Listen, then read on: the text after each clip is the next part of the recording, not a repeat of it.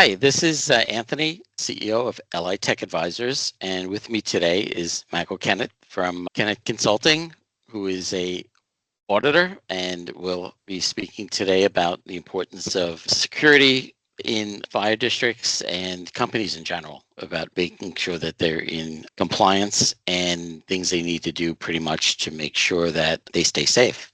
Michael, a Absolutely. little introduction. How you doing? Sure. Thank you. Thank you. Pleasure to be on the call with you. Happy to talk about this. Definitely an important topic of security, especially for major municipalities, right? We want to make sure we secure our infrastructure.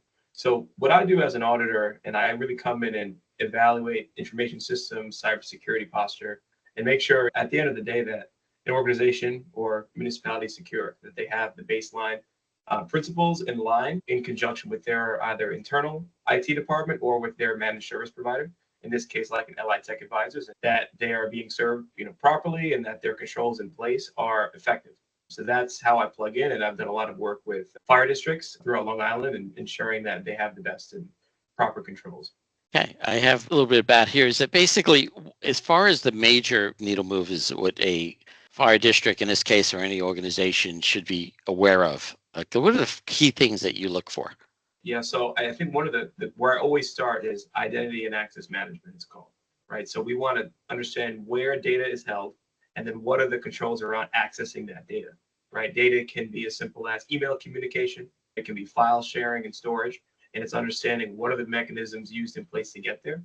Maybe it's Microsoft 365, maybe it's Google Workspace, right? Maybe it's local on a server.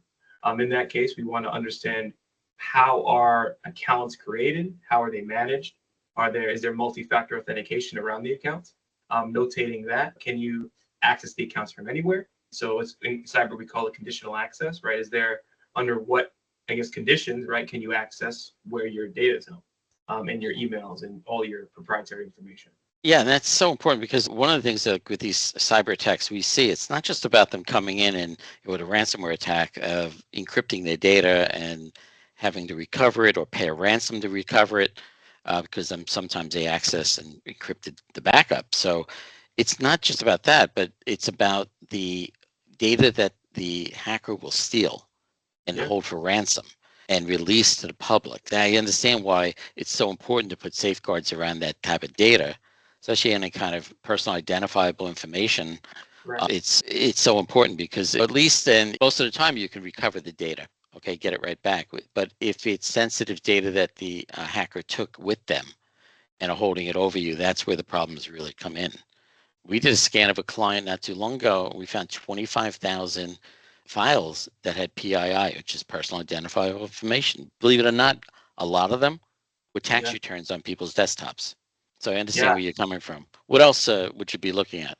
Unbelievable. And I'll say this too, just to go continue on with that, the access point, right? And the identity point. I think that's huge because we talk about ransomware and data, but it's also your reputation and your account and who you are. Because if I get my account compromised and then a bad actor could send emails to my clients on behalf of me and I'm unaware of it, maybe they don't sell my data, just masquerading as your organization or someone within your organization is detrimental because now maybe your clients are sending wires to the wrong information, to the wrong place. They're losing money. You don't want to be in a situation where there's a lawsuit now, where who's at fault? You didn't have the controls, and now your client was compromised, and you don't want to be in that position. So, identity is, I think, the number one thing we want to start. And from there, we talk about data insecurity, and we also talk about just reputation.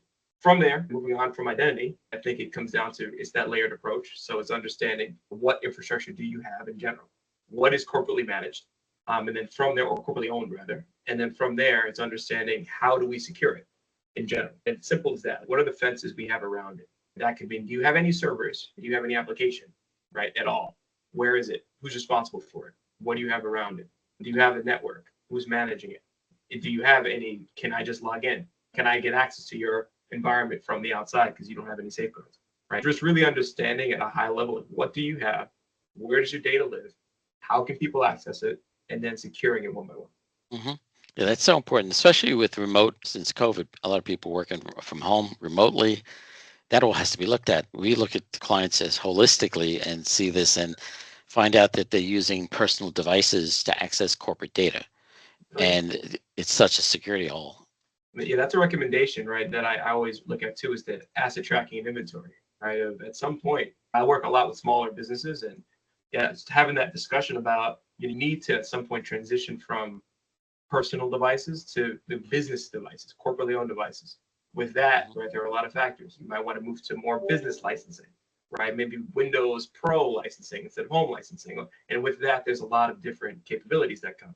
And that's always a business decision that has to be made. But to your point, Anthony, there's a lot of security that's contingent on that, right? The Mhm. example we say all the time, right? You terminate an employee, how do you get, ensure that your data doesn't leave with them? How can you make sure you wipe a device, lock a device, block access? Do you have the ability? And these are the conversations that it's great to have a forward-thinking Mhm. MSP like tech that talks about this stuff, because sometimes you're at a place where people don't even hear about it. Oh yeah, I didn't think about that. That's why it's so important to have an organization like your company like yourself, even cross-check us. We try to dot all the I's, cross all the T's, but it's nice to have a separate company come in, holistically look at everything and basically audit us as well to make sure that we're doing the right things and make recommendations to the client and us to say, hey, we found some little holes here, things you could tighten up, because we're so ingrained with the client sometimes we miss sometimes basic things that another like a company like yourself would point out to us. Even things like which I always find important, but it's always like the last thing on the list is about the even what needs to be put on the website, the processes and procedures they should have in place, disaster recovery, what happens when you do have a cyber attack, what's your first phone call? That's huge. And I always have that discussion. When we're talking about security, it's the one half of the pie is the technical or the logical controls. The other side of it is what they say administrative controls. So it's any policies and procedures. You need to have this written out, right? A big thing is ownership. Who's responsible for what, right? To the Hmm. point of, okay, something goes up, there's some attack. Who do we call? There's an incident, right? What happens? What's the chain that happens? Business Exactly. continuity, right? We want to make sure there's a plan. Stakeholders are involved. And these are things you want to have documented. And I talk about that in a lot of these assessments is, hey, written, it's called a WISP, right, for all our viewers, a written Mhm. information security plan. Right? This is something as you grow, you want to have that just identifying here are our stakeholders, here's the way that our business is structured to an extent from a technology perspective, and here's how we address each and every concern there. Mhm. It's so important, especially now with AI enhanced cyber threats and so on. And you now companies, I'm telling them they need an AI policy in place. And the reason for Oh that, yeah. I just dealt with a very large company that actually turned on Copilot out of the box and to the entire organization. I said, without an AI policy in place, you just let loose a lion. I said, you got to make sure you have things in place that everyone knows how to use it properly, ethically, and securely, that you're not putting in personal identifiable information again into that engine that now is going to a deep learning engine on the back end, potentially, if it's not set up properly. How do you see that also? Are you starting to address AI at all in your Yeah. audits? Yeah, so I address it in audits, and I think a big part of it is awareness, right? It's the new thing. Everybody wants to implement it, which is great. Generative AI is very powerful, and LLMs are awesome. Hmm. But it's understanding, right?